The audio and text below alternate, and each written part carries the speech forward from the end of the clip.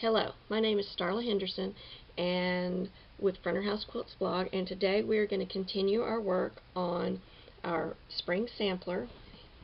Here's the spring sampler. There's the rabbit, and we're working on this iris right now. We're just getting ready to start on it, and I've named this one Beverly. I've got several irises, and instead of calling them flower 1 and flower 2, I decided to name them, and this one's going to be named Beverly. So this is what we're doing today. Alright, the first thing that you're going to do, this iris has a little stamen, a little stem, I'm not sure what you call it, that comes right up underneath. It hooks to the stem of the flower, and it's a little pointed piece. Some people might put it in, I do, some people might not, but I like to. And we're going to work on that, and we're going to do these side petals today. And I have already back basted everything on here and marked them, and I've started this little stem, and we're approaching the point, and I'm just going to turn the point on this because that's the hardest part. But you're going to turn it like we've been doing, and get my thread untangled here, and you're going to just right up the side, and I'm using thread that you can see against this fabric so that hopefully you can see better what I'm doing. I'm going to have to take out a few stitches here, my back basting, and you just keep right on turning, and I turn it till just so you can't see it there, and it's right here. You're going to have, and you're going to have to keep your stitches tiny as you work up towards your point, all the way up.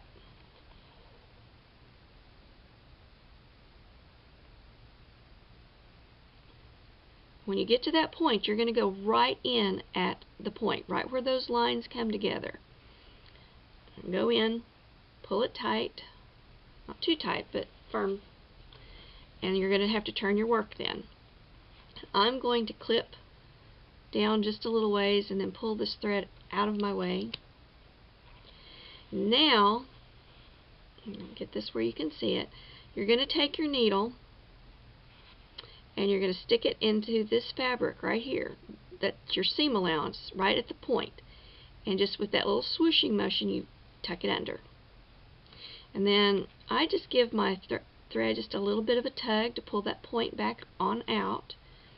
And then I pick my needle back up and keep right on tucking my thread down all the way.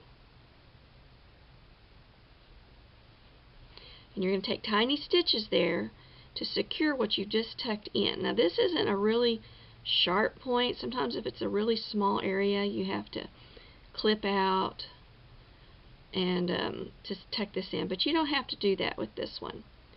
That's how you do that little point, this little pointy piece, this green that's right at the base of your flower. And you're going to continue to applique up until the end of your basting. For time's sake, I'm going to go ahead and start over here to this side petal. Both of these side petals have this little indentation, this little curve in here, and they have some little quakes. But this one is the most complicated of the side petals, so I'm going to take you up through the first part of it, and then you should be able to do both. But you're going to back baste it, trim it out, and then I mark mine, and I marked mine with a dark pen so you could see it on this a little bit better. And it's a pen that you can, it's a Pilot friction pen, and it will iron off if there's anything left. But the goal is to actually turn it where you don't see the line at all. And I mislaid my needle that's already threaded. We've already done the stamen now, or this little green part right here. Now we're going to work on the side petals, and both of the side petals have this little dip right here, and this one is a little bit more complicated, so we're going to work on it first. The first thing you're going to do, and I've already back basted this and marked it with my black friction pilot pen that you can get at office supply stores, quilt stores, both sell them, and you can iron it off if it doesn't show, if you don't turn it all the way under and hide it. But the goal of this is to turn this so that you don't see that line. Now, you have to trim it pretty close before you start, and because this is an inside curve, you're going to have to clip it. So, and this one's a pretty tight curve, so I'm going to clip it about every between 1/8 and 1/4 of an inch, and you clip right up to that line, not into it, but right up to it. Okay, now I'm going to pull my thread, cut it, so I can pull it loose. Alright, we're going to start this. I'm going to pull out some of my basting threads here. I am using a different needle than what I normally use, so it makes me just a little clumsy, but I need a larger thread and one that you can see, so please bear with me here. Alright, I'm going to go in just on the inside of the line that I drew, because I'm going to bury this knot in my seam allowance, and I'm going to tuck under this first little piece to where I cannot see that line. I'm going to take my first very tiny stitch. It's got to anchor this right here, just like that. And then I'm just going to be taking, because these are very tiny little clip pieces, I'm going to be taking each little clip piece and turn it under and just keep right on going. And again, a little clumsy with this needle, but I use a very fine thread when I embroider whenever I applique. And you can't see that thread on film. You can barely see it in person. So I use a fine needle with that thread. And this thread will not go through the eye of that needle. I use machine embroidery weight thread. It's 60 weight. I get it from Superior Threads, and it is very fine, and because I do so much English paper piecing, I use the same thread for both, and it's a very good thread. Here we go, all the way up. Alright, my basting thread and my thread here is the same, so I'm going to cut this out of the way because it's giving me problems.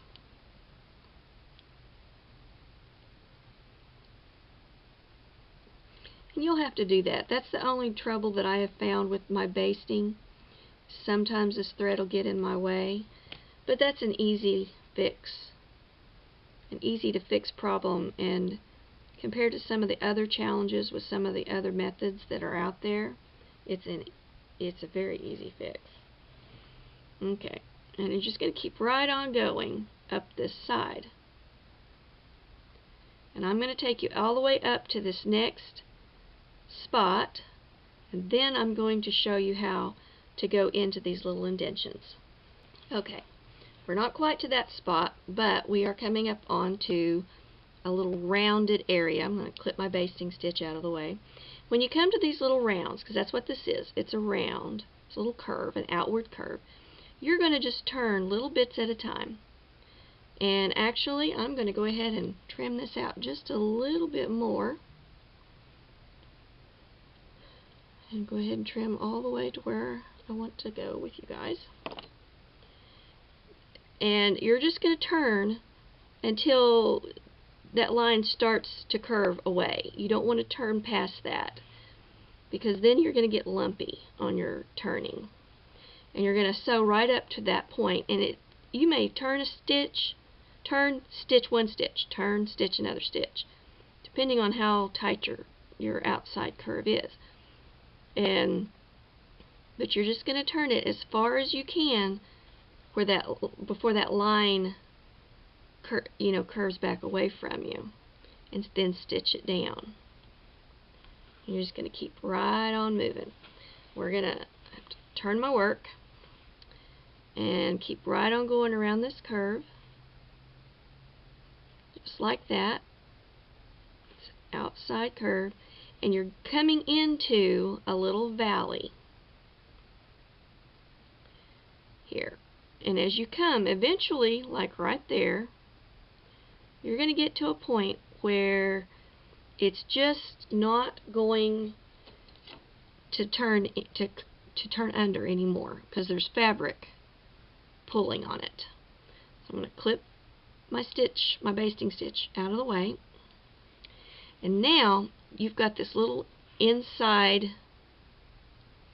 valley, inside almost a point, and you're going to, just like when we clipped here, you're going to clip right up to that line, right in the very center of where that point is. Now, if it's a very big curve, of course you're going to clip more than once, but this one's not that way. I'll clip it, excuse me, and then I'm just going to keep right on appliquing to that point.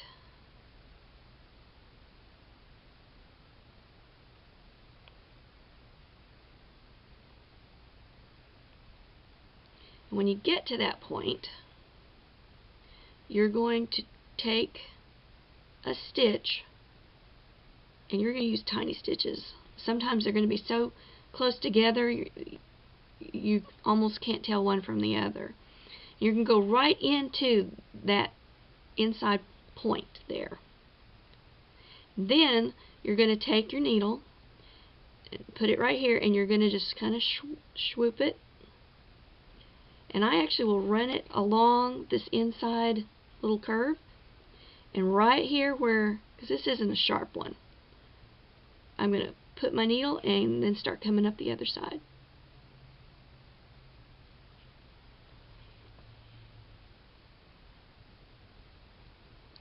And then you've got another outside curve, and just like we did before, you're going to keep working right along that outside curve.